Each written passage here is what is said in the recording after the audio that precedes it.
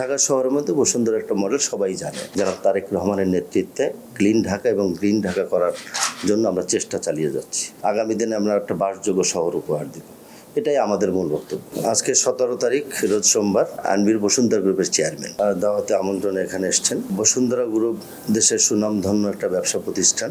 ঢাকা উত্তর সিটি কর্পোরেশনের আওতাধীন বসুন্ধরা একটি অংশ।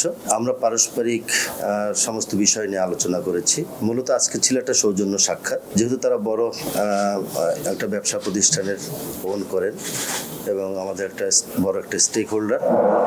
তারা আমাদের সিটি কর্পোরেশনের পক্ষ থেকে তাদের সকল কিছু আমাদের কাছে সহযোগিতা চেয়েছেন।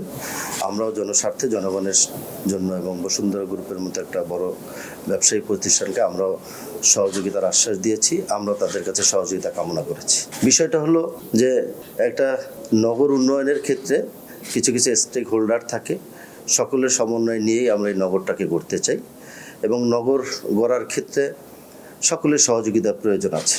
তো বসুন্ধরাও বড় গ্রুপ হিসেবে নগর উন্নয়নের ক্ষেত্রে আমাদেরকে সহযোগিতা করবে বলে আশ্বস্ত করেছে। আমরাও সিটি কর্পোরেশনের পক্ষ থেকে যতটুকু সম্ভব জনসেবার জন্য আমরা সেই সহযোগিতাটা করব বলে আমরা আলাপ আলোচনা করেছি।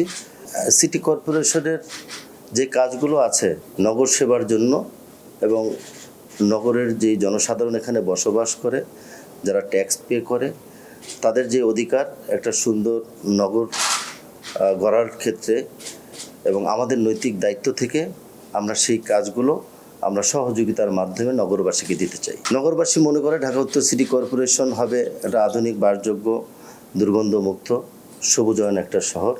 সেই শহর উপহার দেওয়ার জন্যই আমরা সিটি কর্পোরেশনের পক্ষ থেকে মাননীয় প্রধানমন্ত্রী জনাব তারেক রহমানের নেতৃত্বে ক্লিন ঢাকা এবং গ্রিন ঢাকা করার জন্য আমরা চেষ্টা চালিয়ে যাচ্ছি। এই চেষ্টা করতে গিয়ে বিভিন্ন বড় বড় ব্যবসায়ী মহল যারা আছেন তারা সিটি কর্পোরেশনকে সহযোগিতা করবে এবং সিটি কর্পোরেশন একইভাবে জনগণের যেই অধিকারগুলো আছে সেটাকে রক্ষা করে সকল কিছু আমরাও সহযোগিতা করব। এটাই হলো আমাদের কাজ। আমরা চাই এই নগর উন্নয়নের ক্ষেত্রে প্রতিটি জনসাধারণ এর সাথে সম্পৃক্ত থাকবে। আগামী দিনে আমরা একটা বাসযোগ্য শহর উপহার দেব, এটাই আমাদের মূল বক্তব্য। ডেঙ্গু নিয়ে আমরা বহুত আগে থেকে প্রিপারেশন নিয়েছি। ডেঙ্গু যাতে নিয়ন্ত্রণে থাকে এটার জন্য আমরা টাস্ক ফোর্স গঠন করেছি। আমাদের হেলথ অফিসার আছে, আমাদের 10টি জোনে প্রতিটি জায়গায় আমরা মনিটরিং করছি এবং এডিস মশা যেখানে যেখানে লার্ভা পাওয়া যাবে এই কারণে আমরা মোবাইল কোর্টের ব্যবস্থা করেছি। আপনার বাসার ভিতরে ঢুকে তো আমি গিয়ে আপনার এডিস মশা নিয়ন্ত্রণ করতে পারবো না। সেক্ষেত্রে সরকারি অফিস আদালত যেখানেই আমরা লার্ভা পাচ্ছি সেখানে আমরা মোবাইল কোর্টের মাধ্যমে তাদেরকে সতর্ক করছি এবং নিয়মিত যেটা মশা নিয়ন্ত্রণ রাখার জন্য যেই ওষুধ প্রয়োগের দরকার সেটা আমরা আমাদের যে পরিকল্পনা আছে সেটা মাফিক আমরা করে যাচ্ছি। আগে যে কোনো সময়ের তুলনায় এখন দেখবেন মশা অনেক নিয়ন্ত্রণে আছে।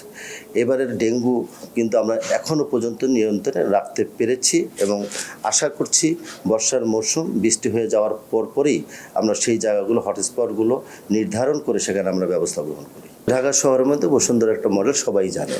তা আমরা সবাই মিলে একসাথে কাজ করব, এই কথাগুলো আমরা আলোচনা করেছি। জনস্বার্থের যেখানে প্রয়োজন হবে উভয়ের পক্ষ থেকে কাজ করব।